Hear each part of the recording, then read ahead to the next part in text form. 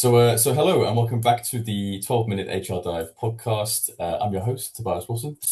With me today is Kesiena Ogefere, who is an HR impact architect. She specializes in people analytics for business impact.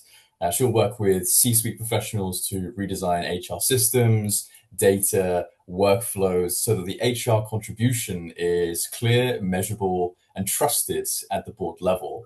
So Kesiena, you've spoken before about HR teams being particularly strong, but their systems can make them sound weaker than they actually are. So question to you, what does that mismatch look like in the boardroom?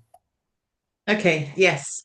Absolutely. HR teams are really strong. I've worked with a lot of amazing CHROs and HR teams.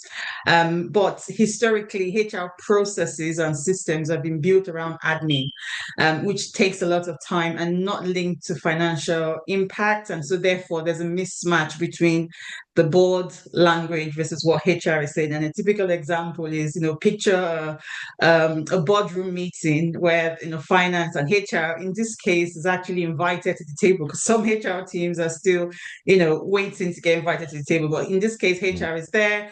But finance says something like, "Oh, we've improved cost margin, or margin has improved by 2%," and HR says something like, "Oh, engagement is trending positively," or "We've trained 500 line managers." So while that may be true, only one of them sounds commercially decisive. And so what the board actually wants to hear, the business wants to hear, it's not just the fact that engagement is improving or managers have trained, but how does that affect business impact? So HR teams need to take it a step higher, where they're not reporting activity, but they're reporting consequence. So we've trained 500 managers. As a result of that, that has increased retention by 20%, for example, that kind of thing. So it's just taking it a step further. So you've said in the past that when the design is wrong, important work happens every day, but in decision rooms, it shows up often as sort of vague, anecdotal, or late. So what Yeah. are some of the common ways that we can sort of increase HR impact and make sure that it doesn't get blurred like that? Mm. So I think for me, the key thing to note is that HR's impact isn't, if it's not expressed in financial terms, then it's soft. It sounds softer than it really is. Sorry, can I Mm, take that again? of so, course. uh, so if HR's impact is not expressed in financial terms, then it sounds softer than it really is, or vaguer than it really is. Mm, And for me, three things actually affect how our impact or HR impact gets blurred. One of them is where work is not tied to financial outcomes. So we report retention, for example, but we don't report on the cost of losing critical roles yes. or the opportunity gained when we employ the right people at the right time or as quickly as possible. Um, the second one is not connecting our work across systems. So payroll, for example, might have costs, operations might have productivity, HR has engagement, for example, but no one actually joins the dots. So what does engagement mean to operational productivity and then to costs of the business and things like that? So it's really just really connecting people operations with other parts of the business. And sometimes our reporting is not timely as well. So, for example, the board can ask a question, but HR needs to take a few days to, pull all the different sources of data together to actually answer a simple question. So, it's really, really making sure that we can actually provide the information as the business requires it and the correct information as well. Yeah, yeah. And just staying on that kind of activity versus outcome Mm. Yeah. redesign, what's one of the sort of common HR workflows that looks productive, but actually sort of keeps HR stuck in delivery mode, I suppose, and sort of Uh, how would you redesign that? so I think workflows in general is where the problem comes is not the workflows themselves, but where we're tracking completion versus consequence.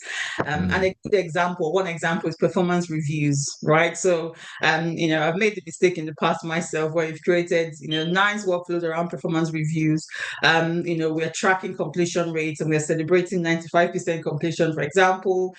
Ratings have been calibrated, forms submitted, but what the board really wants to know is not just the fact that 95% have completed their performance review is, do we have revenue per top performer? Do we have cost of regretted attrition?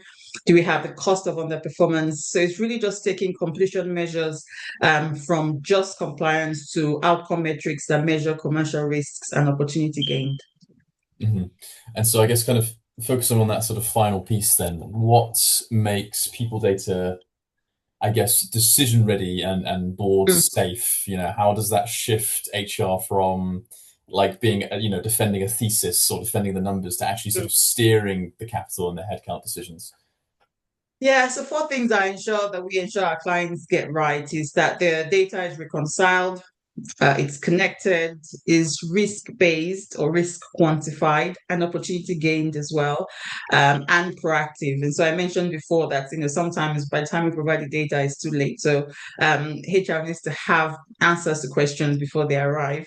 And the only way to do that is the first three. So reconcile with, the key parts of the business, payroll, for example, with finance.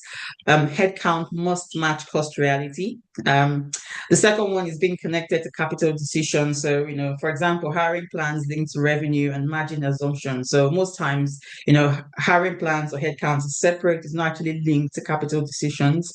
Third one is having risk quantification and cost opportunity quantified as well. So what's the financial exposure, if attrition rises by 3%, for example, and then of course being proactive. So just ensuring that, we have answers to business decisions to enable the business to make informed decisions using, people data. Amazing. Kesiena, thank you so much for your time on the podcast. Thanks for having me.